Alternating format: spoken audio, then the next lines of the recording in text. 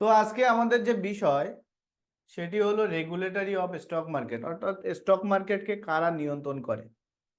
দেখুন, 2012 সালের পর, তার আগেও অনেকবার ঘটেছে, কিন্তু 2012 সালের পর আধুনিক ভারতে, অর্থাৎ আধুনিক যুগে মানুষ আবারও একবার চিট ফান্ডের দ্বারা প্রতারিত হয়েছিল।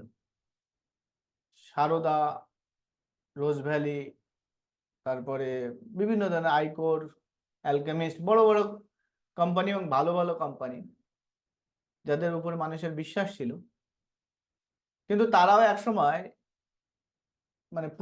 প্রমাণ করলো যে তারাও প্রতারক। এবং সাধারণ মানুষের মধ্যে এমন একটা ধারণা তৈরি হলো যে শুধুমাত্র ব্যাংক অ্যাকাউন্টেই তাদের টাকা সিকিওর, তাছাড়া তারা আর যেখানেই লাভের আশায় ইনভেস্ট করুক না কেন, তারা তাদের টাকাকে সিকিওর মনে করে না। মনে করে কোনো না কোনো চিট ফান্ডের দ্বারা তারা তাদের টাকা নষ্ট হতে চলেছে।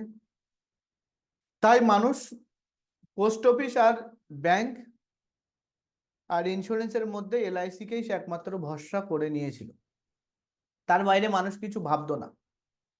যদি কেউ শেয়ার বাজারের কথা সেই সময় বলতো, তো তাকে তো একেবারে জোয়ারি এবং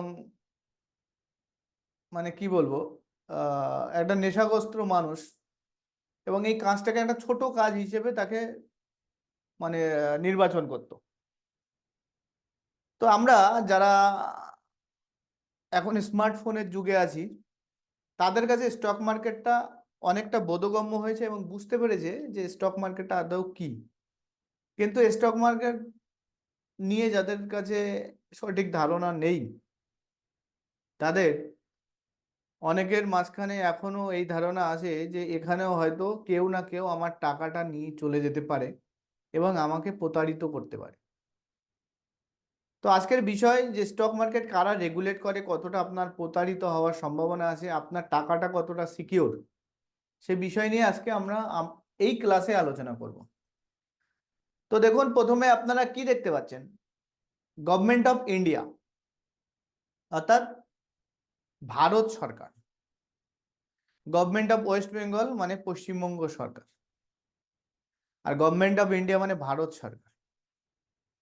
সমস্ত ভারতবাসীর এই সরকারের উপর যতটুক আস্থা থাকার দরকার ততটুক আস্থা মানুষ কিন্তু রাখে।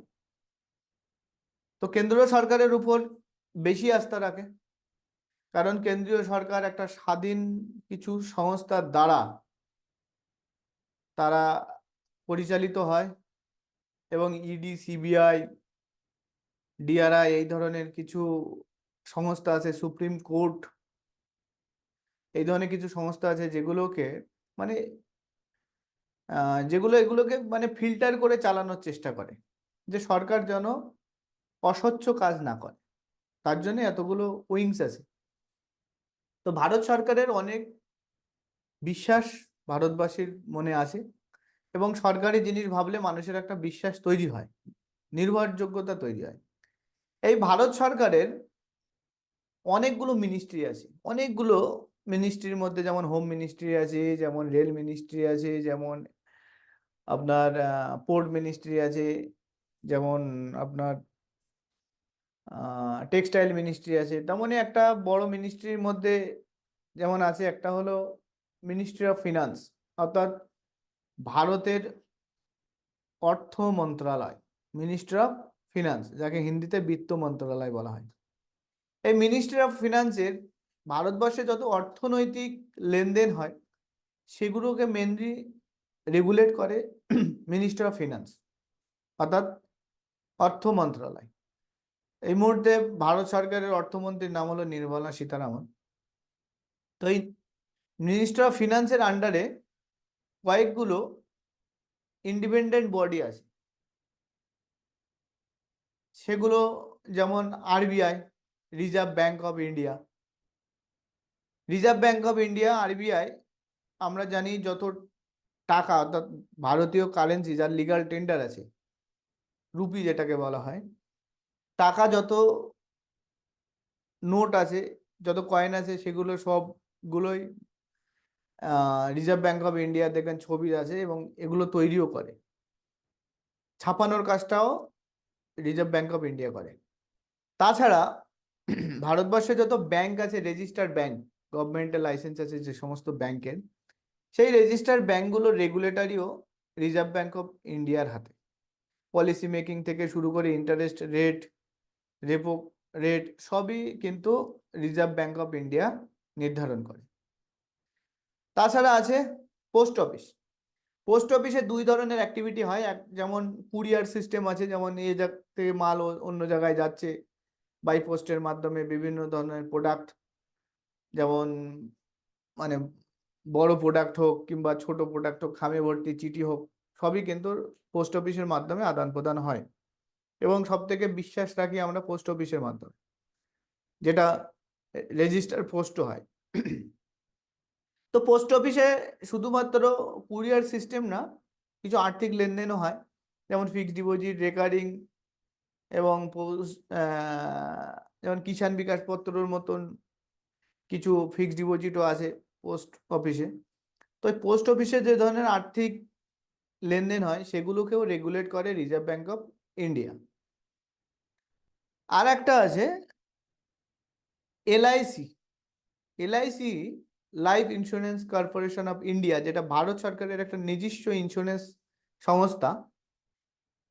এই এলআইসির সমস্ত রুলস রেগুলেশন মানতে হয় হলো IRDAI, অর্থাৎ insurance regulatory board of development authority of India. But এটাকে রেগুলেট করে, এটাকে পলিসি মেকিং থেকে শুরু করে সমস্ত কিছুর মানে রেগুলেট করে হলো রিজার্ভ ব্যাঙ্ক অফ ইন্ডিয়া, কারণ যেহেতু এটা ভারত সরকারের একটা সংস্থা। তো রিজার্ভ ব্যাঙ্ক অফ ইন্ডিয়া ছাড়াও আরো যে সমস্ত রেগুলেটরি বডি আছে, যেমন মিনিস্ট্রি অফ কর্পোরেট অ্যাফেয়ার্স, অর্থাৎ MCA, ministry of corporate affairs. Ministry of corporate affairs এর কাজ হলো ভারতবর্ষের যত কোম্পানিজ আছে, রেজিস্টার্ড কোম্পানিজ আছে, লিমিটেড, প্রাইভেট লিমিটেড, LLP, এই ধরনের যত রেজিস্টার্ড কোম্পানিজ আছে সেগুলোকে রেগুলেট করে হলো মিনিস্ট্রি অফ কর্পোরেট অ্যাফেয়ার্স।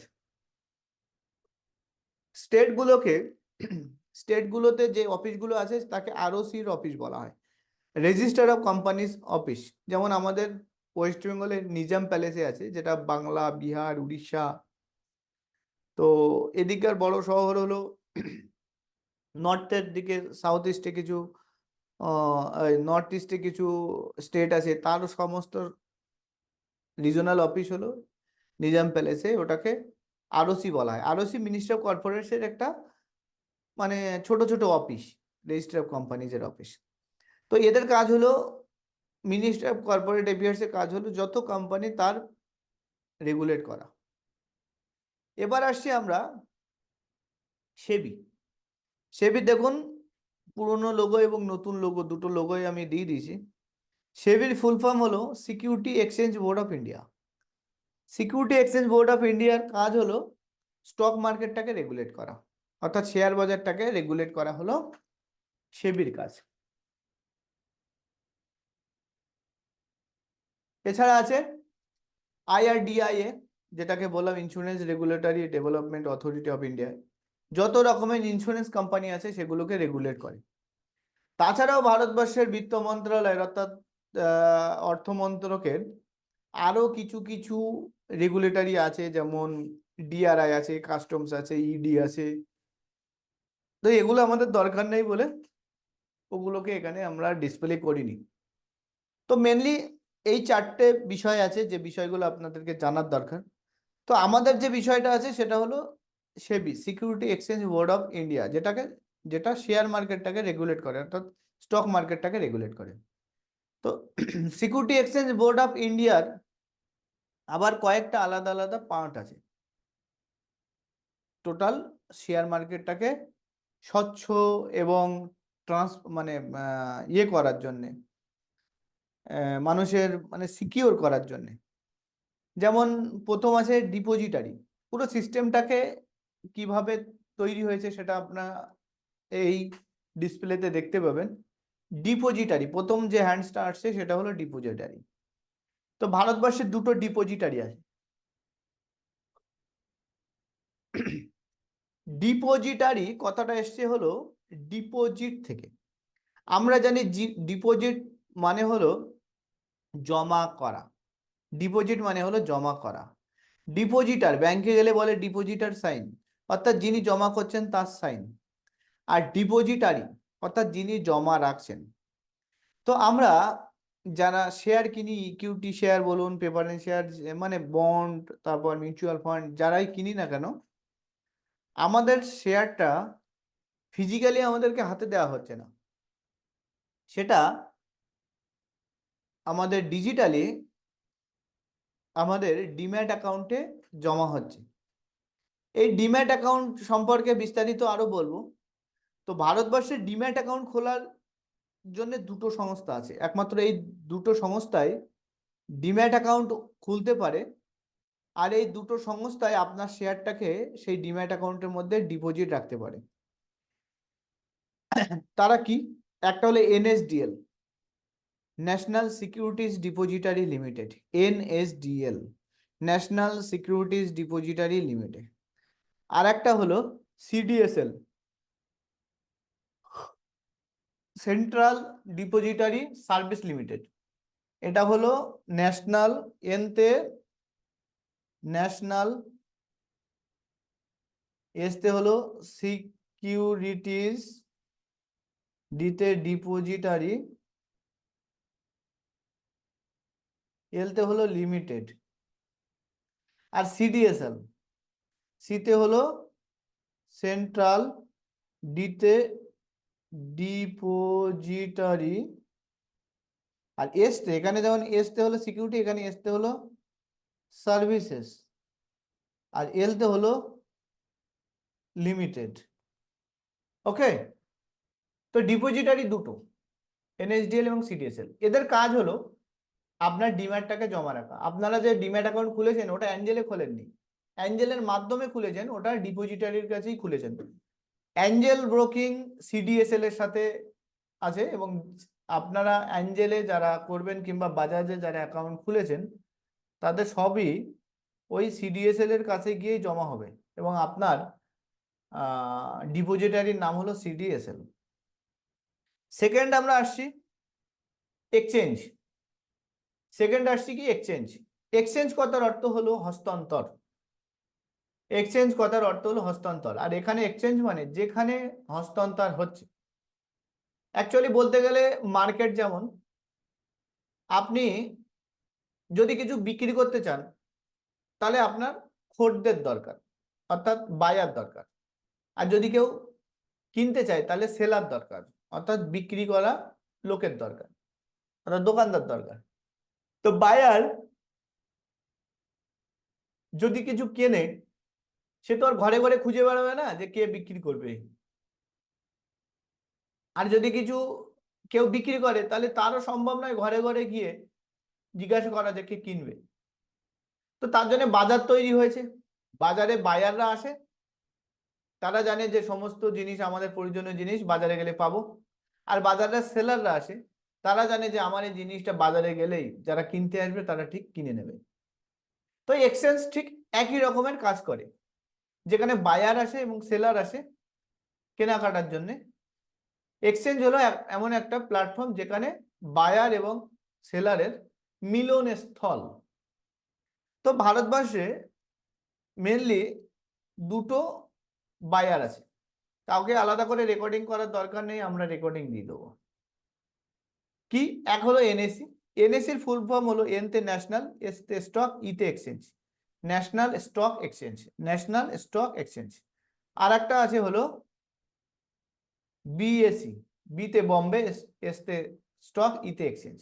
এক সময় কেএসি ছিল, কলকাতা স্টক এক্সচেঞ্জ, এক সময় এমএসি ছিল, মাদ্রাজ স্টক এক্সচেঞ্জ। কিন্তু সময়ের সাথে সাথে, কলকাতার লোক তো জানেন, তো সেই জন্য বন্ধ হয়ে গেছে। ডালহৌসিতে আমাদের স্টক এক্সচেঞ্জ ছিল, কলকাতা স্টক এক্সচেঞ্জ, কিছু স্ক্যামের কারণেই বন্ধ করে দিয়েছে। মাদ্রাজ স্টক এক্সচেঞ্জও বন্ধ হয়ে গেছে। তো এখানে এক্সচেঞ্জ বুঝলেন, এবার আসি ব্রোকার। ব্রোকার শব্দের অর্থ কি? ব্রোকার শব্দের অর্থ হলো একেবারে বাংলায় বললে দালাল। অর্থাৎ আপনি বাই করবেন এবং সেল করবেন, যিনি মধ্যস্থতা করছেন তিনি হলেন ব্রোকার। তো এখানে দু ধরনের ব্রোকার আছে, আপনারা দেখতে পাবেন। এগুলো আছে, এগুলো full service broker. Full service broker ICICI direct, HDFC, Kotak, Sher Khan, Motilal Jaswal, Edelweiss, Angel One অর্থাৎ অ্যাঞ্জেল ব্রোকিং।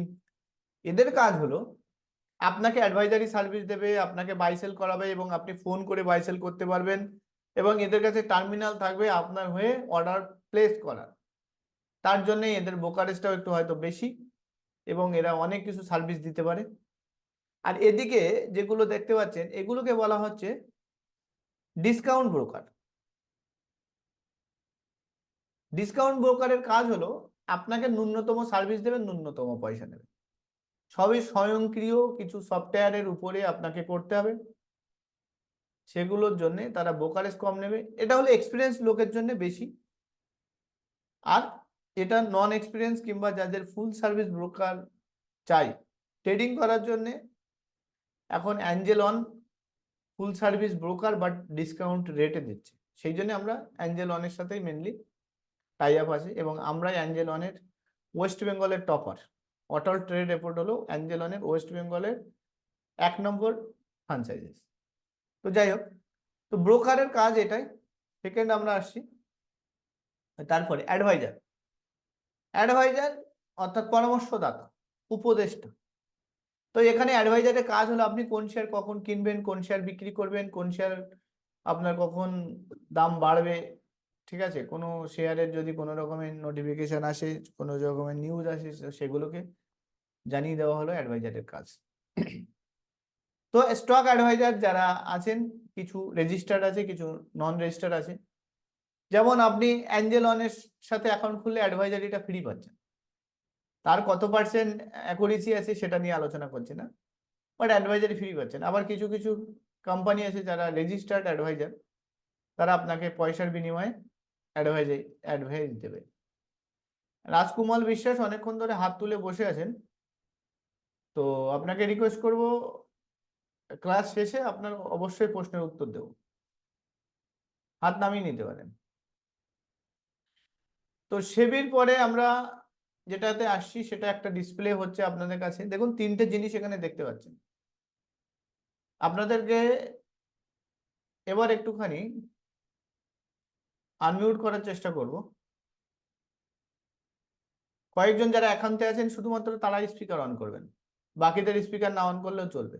রাস্তায় হাঁটছেন, বাড়িতে বাচ্চার সামনে বসে আছেন, তারা স্পিকার অন করার দরকার নেই। বাকিদের ডিস্টার্ব হবে, মনে মনে গালাগালি দেবে, দরকার নেই। তো এখানে কি কি দেখতে পাচ্ছেন বলুন তো? প্রথম কি দেখতে পাচ্ছেন? লকার। লকার। প্রথমে যেটা আছে লকার।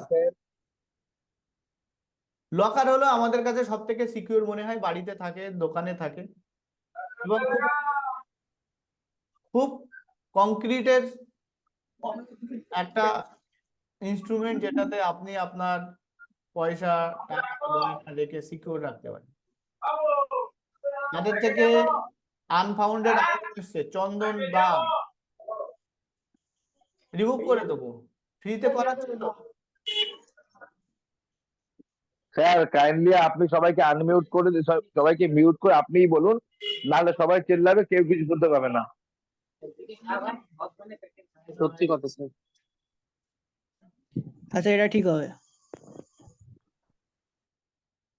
ধন্যবাদ। তো লকার হলো সব থেকে সিকিউর আমাদের কাছে। তো যখন আমরা বাজারে যাই তখন নিশ্চয়ই লকারটাকে হাতে করে নিয়ে যাই না। কেন লকারটাকে হাতে করে নিয়ে যায় না?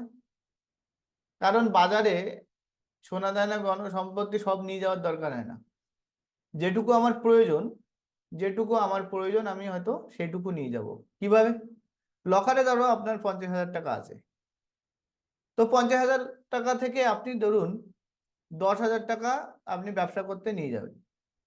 তো 10,000 টাকা লকার থেকে আপনি মানি ব্যাগে নিয়ে নিলেন। এবার মানি ব্যাগে যে 10,000 টাকা আছে, সেই 10,000 টাকাতে ধরুন আপনি 8,000 টাকার কিছু কেনাকাটা করলেন। বিজনেস পারপাস, সেটা আপনি রাখবেন কোথায়? নিশ্চয়ই জিনিসটা কিনে আপনি মানি ব্যাগে রাখবেন না, কোথায় একটা পাত্রে রাখবেন, থলিতে। এবার যখন আপনি অন্য মার্কেটে যাবেন সেটাকে বিক্রি করতে, তো সেটাকে ধরুন আপনি 8,000 টাকার জায়গায় 9,000 টাকায় বিক্রি করলেন। তো 9,000 টাকাটা নিশ্চয়ই আপনি আর থলিতে রাখবেন না, এখানে তো আর রাখবেন না, রাখবেন কোথায়? ঠিক মানি ব্যাগে।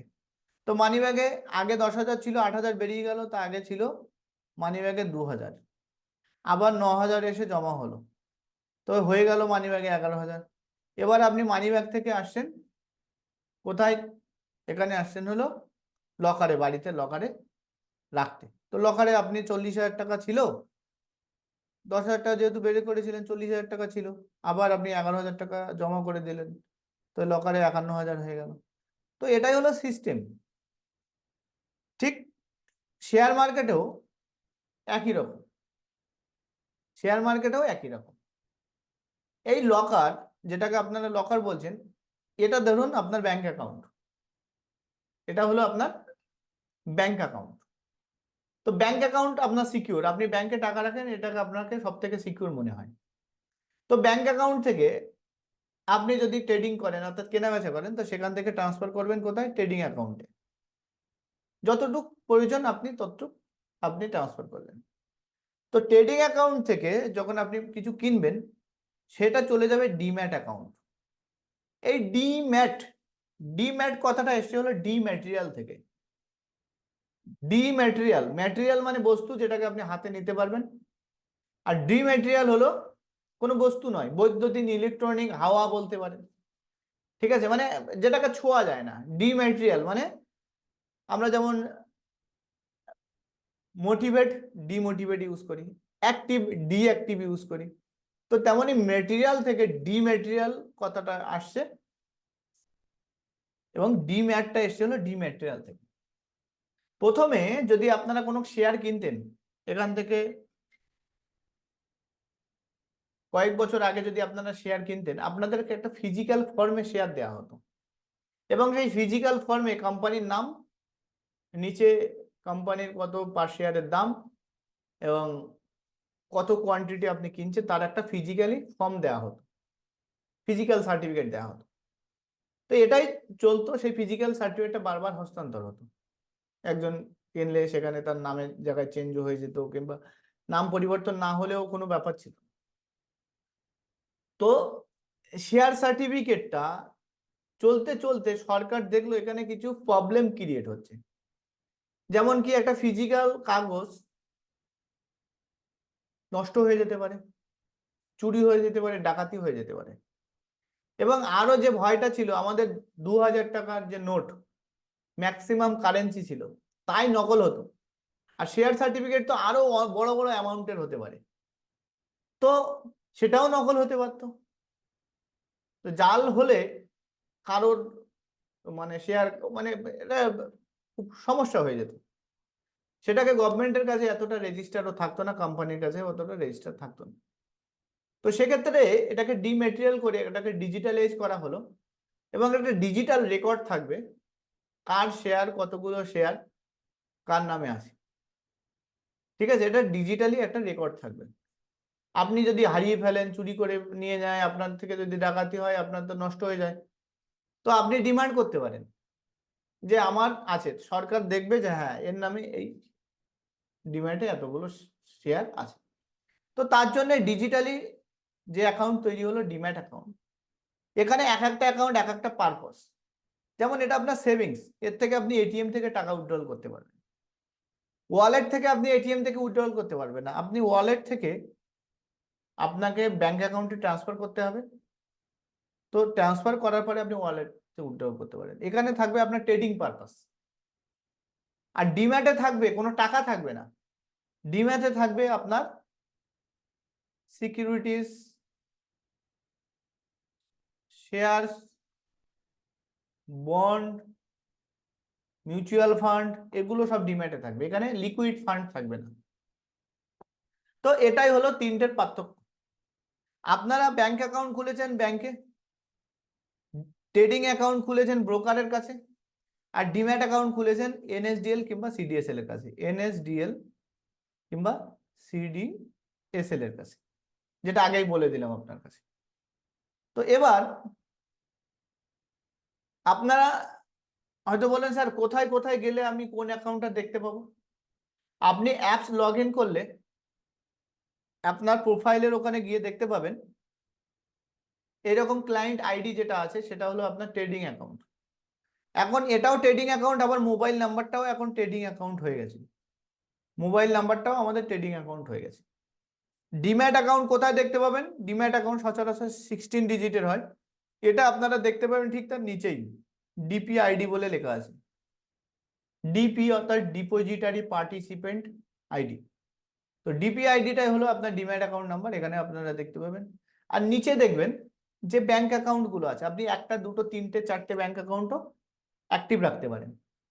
এই ব্যাংক অ্যাকাউন্ট ছাড়া কিন্তু ডিম্যাট অ্যাকাউন্ট ওপেন সম্ভব না। অনেকে অ্যাকাউন্ট ওপেন করার সময় বলে কেন আমি ব্যাংক অ্যাকাউন্ট দেবো, আমার ব্যাংকের থেকে যদি টাকা চুরি হয়ে যায়। হ্যাঁ, সচরাচর যেটা হয়, মানুষ ঘাবড়ানোটাই স্বাভাবিক, কিন্তু ব্যাংক অ্যাকাউন্ট ছাড়া ডিম্যাট অ্যাকাউন্ট ওপেন হবে না। এই কারণে, কারণ আপনার সমস্ত রকমের ট্রানজেকশন হবে এই ট্রেডিং এর সাথে ব্যাংকে। যদি আপনি কোনো ব্যাংকিং সেক্টরে ডিম্যাট অ্যাকাউন্ট খোলেন, যেমন SBI, cap, Axis securities, ICICI, তারপর কোটাক সিকিউরিটিজ, এগুলোতে যদি আপনারা খোলেন, এদের ব্যাংক অ্যাকাউন্ট এবং ডিম্যাট অ্যাকাউন্ট একই সার্ভিস দিচ্ছে, তো সেক্ষেত্রে তাদের ট্রেডিং অ্যাকাউন্টের প্রয়োজন নেই। সেক্ষেত্রে ব্যাংক অ্যাকাউন্টটাই তাদের ট্রেডিং এবং সেভিংস দুটো একসাথেই কাজ করছে। তো যাদের ব্যাংকিং সেক্টরে অনেক ব্রোকারেজ বেশি, তাদের সার্ভিসও ভালো না, মানে বাই রেকর্ড বলছি।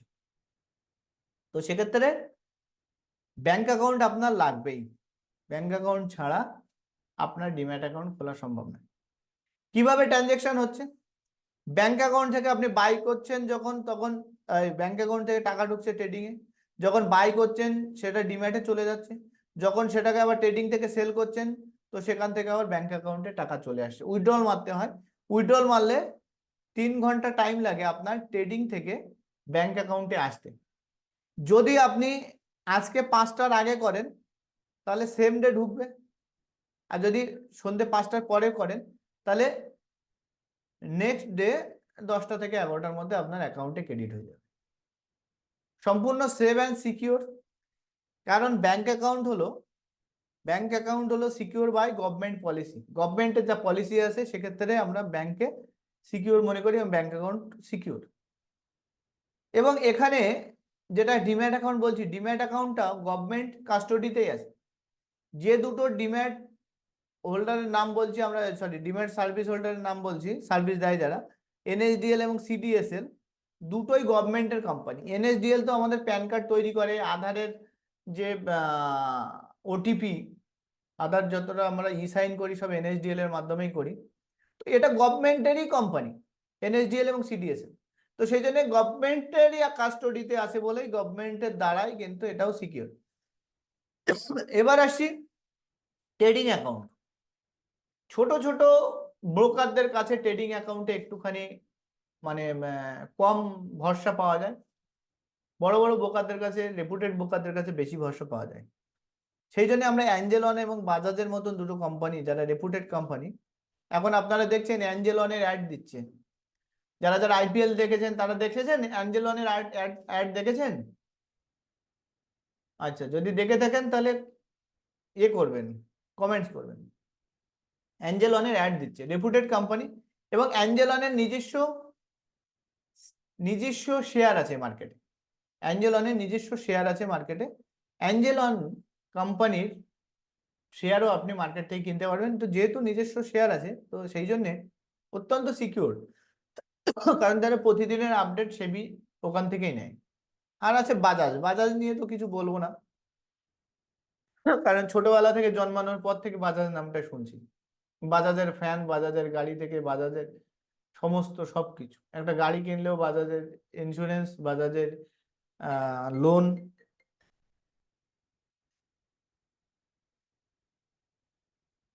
ট্রেনিং আছে, আমি পাঠিয়ে দিয়েছি তো তোর ওটা, একটু পরে কর। একটুখানি ওয়েট কর। তো ট্রেডিং বাজাজ এও সিকিউর, যাদের বাজাজে আছে। এবার আসছি আমরা সেগমেন্ট। স্টক মার্কেটে কোন সেগমেন্ট, কি কি সেগমেন্ট আছে এবং কিভাবে ট্রেডিং হয়। তো সেগমেন্ট হলো স্টক মার্কেটে মেইনলি, স্টক মার্কেটের তিনটে মেইনলি সেগমেন্ট আছে। একটা হলো শেয়ার, একটা হলো কমোডিটি, একটা হলো কারেন্সি। স্টক মার্কেট অর্থাৎ পুঁজি বাজার, পুঁজি বাজার, তার নিচে আছে শেয়ার বাজার, যেটাকে আমরা শেয়ার বাজার বলছি। শেয়ার বাজারের আছে equity, cash, future, option. Future অপশনকে একসাথে বলা হয় ডেরিভেটিভস। এটা একটা কমপ্লিকেটেড সাবজেক্ট, একটা কমপ্লিকেটেড সাবজেক্ট। এটাতে অনেক রকমের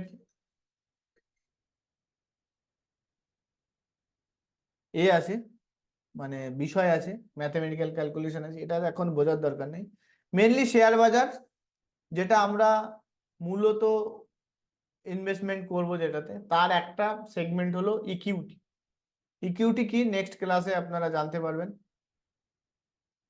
তো ক্যাশ সেগমেন্টটা হলো একদম সাধারণ সেগমেন্ট।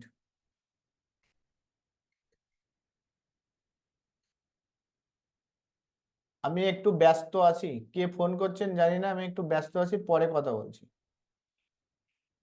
ও, আমি ভাই একটু পরে ফোন করছি, আমি তোর ফোন ধরছি না, বুঝতে পারছি না, ব্যস্ত রয়েছে।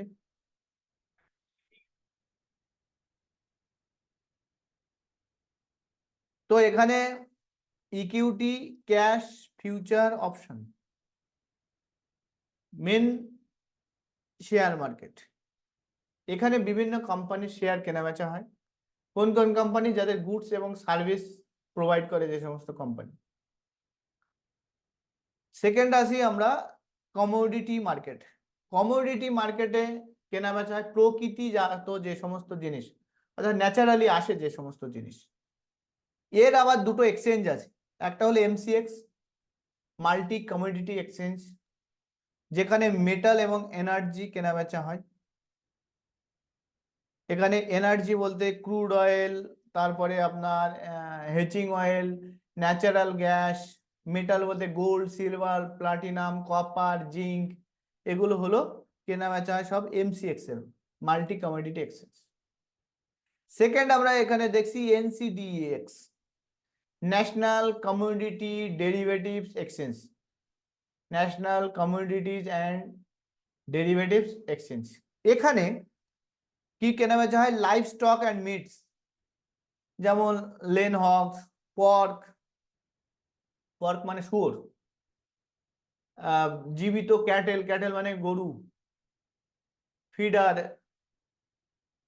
ফিডার ক্যাটেল মানে খাওয়া হয় যে সমস্ত, মানে মাংস, সেই সমস্ত। ব্যাস, বিস্তারিত আর বলছি না কিছু। এখানে হলো এগ্রিকালচার। এগ্রিকালচার মানে চাষযোগ্য জিনিস, যেগুলো যেগুলো কর্ন, সোয়াবিন, গম মানে wheat, rice, cocoa, coffee, cotton and sugar. Sugar মানে সুগার কেন থেকে আসে যেটা, ঠিক আছে, আখ।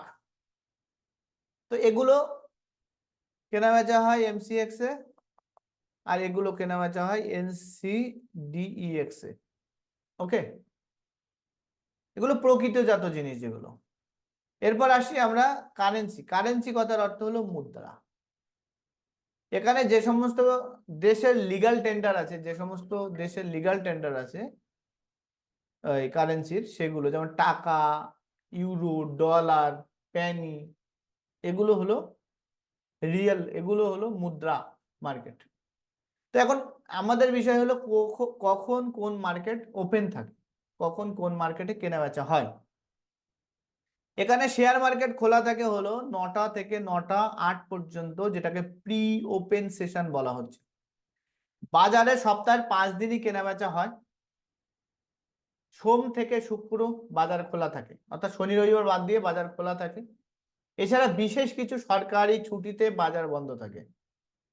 বছরের কোন কোন দিন বাজার ছুটি থাকবে সেটা আপনার বছরের প্রথমেই এক্সচেঞ্জের তরফ থেকে একটা ক্যালেন্ডার তৈরি করে তাকে জানিয়ে দেওয়া হয় যে এই ডেট কিন্তু ছুটি থাকবে।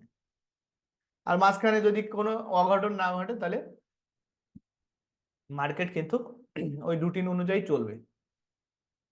তো এখানে 3টে সেশন আমরা দেখছি, মেনলি 9টা থেকে 3:30 পর্যন্ত মেনলি অ্যাক্টিভিটি আছে, তারপরে 4টে পর্যন্ত ক্লোজিং সেশন। তো 9টা থেকে 9:08 প্রি ওপেনিং সেশন, অর্থাৎ ওপেন হওয়ার আগের মুহূর্ত। এখানে সমস্ত রকমের অর্ডার এন্ট্রি হয়, যারা 2 লক্ষ টাকার উপরে অর্ডার দেন তাদের গুলো এখানে এন্ট্রি হয়, তার নিচে গুলো কাউন্ট হয় এখানে। তারপরে ট্রেডিং সেশন মানে কেনা বেচার সময়, অর্থাৎ বাণিজ্যিক টাইম। এটা হলো 9:15 থেকে 3:30 পর্যন্ত কেনা বেচা হয়। আবার এখানে বলা হচ্ছে যে 9:15 থেকে যে কেনা বেচা হচ্ছে, ইন্টারডে যদি হয়, যদি ইন্টারডে হয় তাহলে কিন্তু 3:15 পর্যন্ত টাইম থাকে। অর্থাৎ আপনি যদি কোনো শেয়ার আজকে কিনে আজকেই বিক্রি করবে বলবেন, তো সেক্ষেত্রে আপনার 15 মিনিট আগেই ক্লোজ হয়ে যাবে মার্কেট। আর ক্লোজিং সেশন আছে 3:40 থেকে 4টে পর্যন্ত। এই সময়টা মার্কেটের পোস্ট ক্লোজিং হয়, মানে মার্কেটের লাস্ট 30 মিনিটসে কি কেনাবেচা হলো তার একটা এভারেজ করে ক্লোজিং হয় হলো এই সেশনে 3:40 থেকে 4টে পর্যন্ত। এটা হলো আমরা ইকুইটিতে গেলাম, শেয়ার মার্কেটটা গেলাম। এবার আসছি আমরা কমোডিটি মার্কেট। কমোডিটি মার্কেট আবার 9টা থেকে শুরু হচ্ছে, তার কোনো প্রি ওপেনিং নেই। 9টা থেকে শুরু হচ্ছে, 11:30 পর্যন্ত রাত্রে চলছে। এখন 11:55 হয়ে গেছে কিছু এর জন্য। এখানে ডিটেলস আপনাদের কাছে আমি পিডিএফ ফাইল পাঠিয়ে দেবো, ডিটেলস সবই দেয়া আছে এখানে। কিন্তু মানে 9টা পর্যন্ত কার্পাস আর যে ইয়েগুলো আছে, এগ্রিকালচারের কিছু ইয়ে আছে, সেগুলো কিন্তু 9টা থেকে রাত 9টা পর্যন্ত হয়। আর বাকি মার্কেটগুলো ক্রুড অয়েল থেকে শুরু করে বাকি সিলভার, প্লাটিনাম, কপার, এগুলো কিন্তু 11:55 পর্যন্তই কিন্তু চলে। ঠিক আছে, তো এটা এতটা নেই, অতটা গুরুত্ব নেই।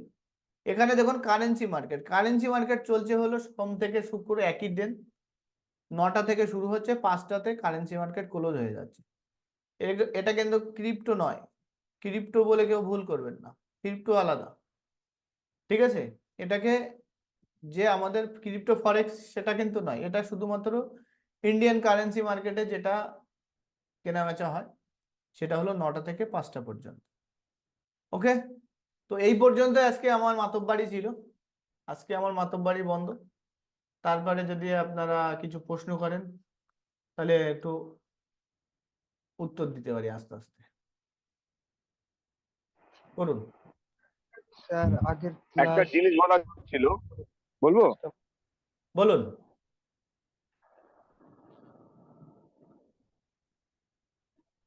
বলুন সাহেব, বলুন। বলছি ধরুন 9:16 আমি কিছু কিনলাম, কিনলে 3:29 সেল করে দিলাম, ঠিক আছে, ওটা তো আমার সেল হয়ে গেল। আপনি বললেন যে 3:35 থেকে 3:45 পর্যন্ত সেল করা যায়, ওটা কি আমরা করতে পারি না এক্সচেঞ্জের লোক করতে পারে?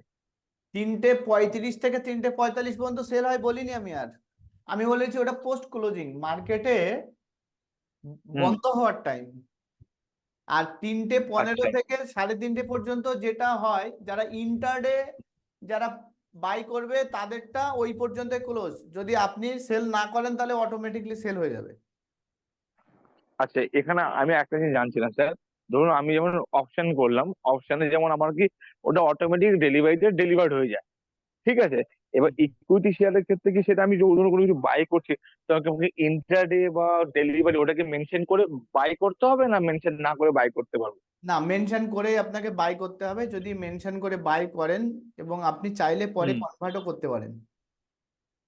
ওকে okay okay, thank you sir. Sir sir বলছি ওই দাগ দাগ গুলো ওঠে ওগুলো কি? হ্যাঁ হ্যাঁ, বলছি ওই দাগ দাগ স্যার সুরাজ আহমেদ বলছি, ওই দাগ দাগ গুলো ওঠে ওইগুলো কি স্যার? ওটাকে ক্যান্ডেল স্টিক বলে। Candle stick? হ্যাঁ, ওগুলো এখনো আসেনি। বলছি ওই আপনার ওটা বলছি না, বলছি স্যার ওটাকে ওই আপনার জনপ্রিয় ইন্টারনেট বলে। ট্রেডিং বলতে মানে প্রত্যেকদিন, মানে প্রত্যেকদিন কিনে প্রত্যেক দিনের মধ্যেই বেচতে হবে? প্রত্যেক প্রত্যেকদিন কিনে প্রত্যেকদিন না বেচলেও চলবে। আপনারা এই পর্যন্ত শিখেছেন কিনা বলুন, এর মধ্যে ডাউট আছে কিনা, এ তো নেক্সট ক্লাসে ক্লাসে আমরা শেখাবো। আমি ক্লাস মানে বুঝতে পারছি, কিন্তু একদম মানে মানে কি বলবো, আমার জীবনে কোনোদিন ওই ফার্স্ট আপনার ক্লাস করছি, এর আগে কোনো এক্সপিরিয়েন্স কিচ্ছু নেই। ঠিক আছে, ওই জন্য কি বুঝতে পারছেন না করছেন, আরো করতে পারবেন, আরো শিখতে পারবেন। ভরসা আছে যে আমি শেখাতে পারবো বলে ভরসা লাগছে? একদম একদম একদম ভরসা লাগছে। আর তাহলে আমি ভরসা অনেক রাখো। মানে রিয়েলি মানে মানে অনেকটা মোটিভেট হচ্ছে যে আপনি বাংলাতে শেখাচ্ছেন আমাদের ভাষায়, এটা আরো ভালো লাগছে। এবং আমি আমাদের এখান থেকে আপনার অফিস তো বেশি দূরত্ব নয়, আমি একটু প্র্যাকটিক্যালি আপনার ওখানে যাবো, গিয়ে একটু কথা বলবো। বলুন, নেক্সট বলুন। স্যার, আমি অজয় বলছি আপনি এতগুলো ডিমার্ট অ্যাকাউন্টের কথা বললেন, লাইক এঞ্জেল ওয়ান, তারপর মেনি মোর। ঠিক আছে, আমি ওটাতে আপনি দেখালেন, মানে আপনি বললেন যে ডিসকাউন্ট আছে, মানে কি কি বেনিফিট আছে, কি কি ব্রোকারেজ চার্জ আছে সেগুলো।